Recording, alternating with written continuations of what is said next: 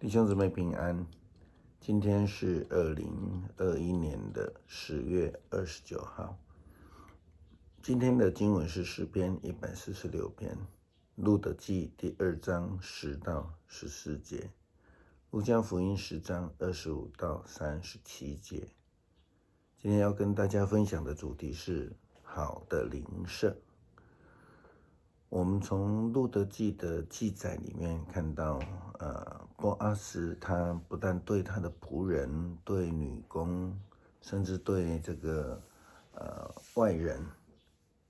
外邦人路得，他非常的有爱心，非常的有礼貌。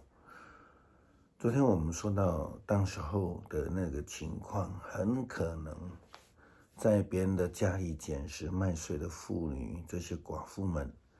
经常被当地的地主还有仆人们来欺负，所以波阿斯才交代他的仆人不得欺负路得他们。甚至波阿斯还亲自的跟路得保证过，这样的视弱者为亲的生命态度，如同摩西律法的交代。在经文里面他这样说道，你们在田间收割庄稼，若忘了一捆，不可以回去再取，要留给寄居的孤儿寡妇。这样耶和华你的神必在你手里所办的一切事上赐福于你。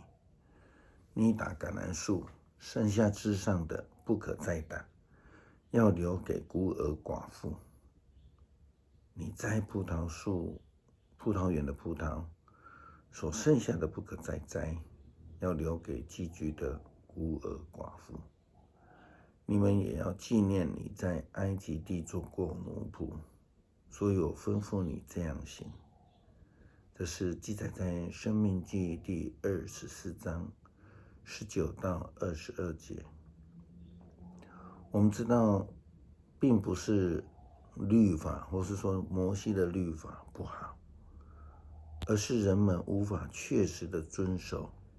实践，并且活出这个诫命的见证。根据路加福音10章25到37节的经文，故事比喻当中有一位被强盗打伤，他这个躺在路边了，他所遭遇的其实不单单是被抢、被打而已，更严重的是他受伤躺在路边的时候，连续有2位教会人士，或是圣经里面说的选民，或是圣殿里面的领袖经过了，他们不但视若无睹，而且他们还刻意的绕行过去。这样的情形根本就是对伤害这个受伤的人带来了第2次伤害，3度伤害。从他身边经过的有祭司，有利未人。圣经记载说，刚好有一位祭司从那条路下去，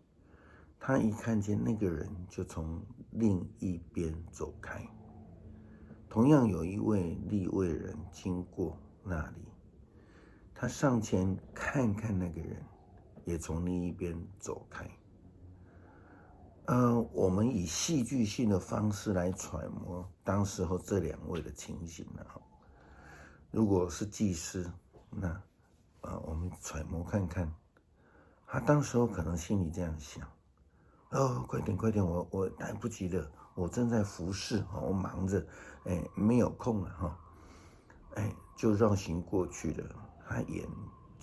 不见为净。他很有可能又这样想：我在服侍上帝啊，我需要保持圣洁，我不能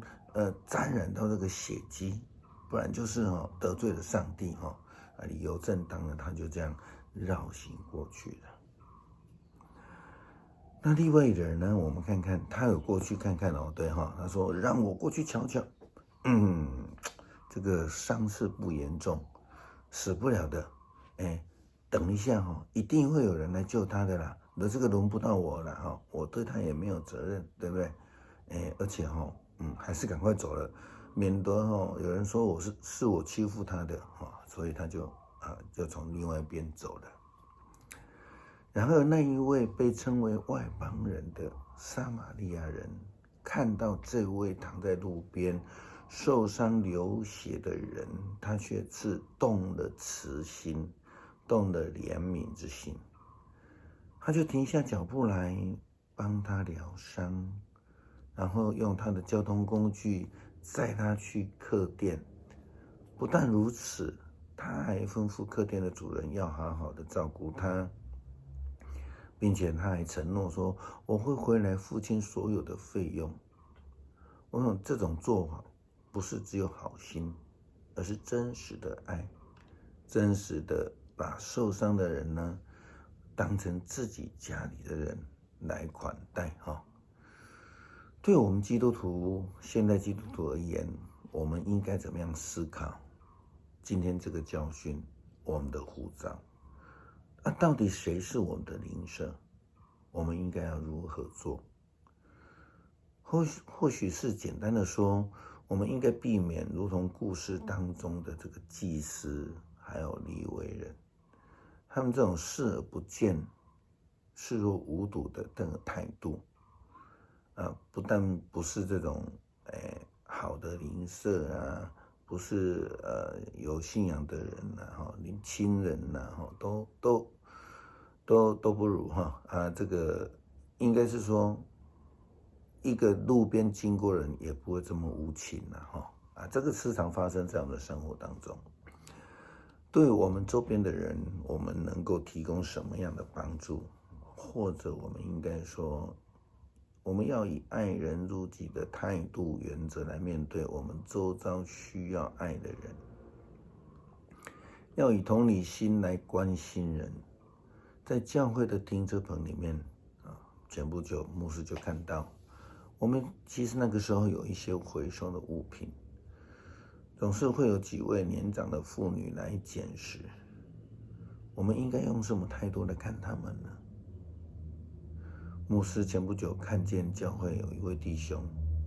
他就蹲下来跟捡拾回收物品的姐妹聊天关心她的身体以及她的生活状况，很让牧师感动。其实这个就是好邻舍的一个见证，一个生命的展现。愿上帝帮助我们我们再一次用诗篇146篇来一起读，然后来祷告。要赞美上主，我的灵要颂赞上主。我有生之日要赞美他，我要一生一世歌颂我的上帝。不要依靠世上的领袖，不要依赖必朽的人，他救不了你们。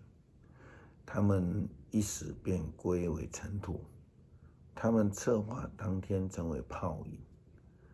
那得到雅各上帝帮助的多么有福啊！那投靠上主他的上帝的人多么有福啊！上帝创造天地海和其中万物，他始终持守他的诺言，他为被欺压的人伸张正义，他赐食物给饥饿的人。上主使被囚的人得自由，使盲人看见。他扶起被欺压的人，他爱惜正直的人。他保护寄居的外人，他扶助孤儿寡妇，但要挫败那邪恶的诡计。上主要永远作王，西安你的上帝要永远掌权，要赞美上主。恳求上帝帮助我们成为需要者的好邻舍，成为上帝爱人的工具。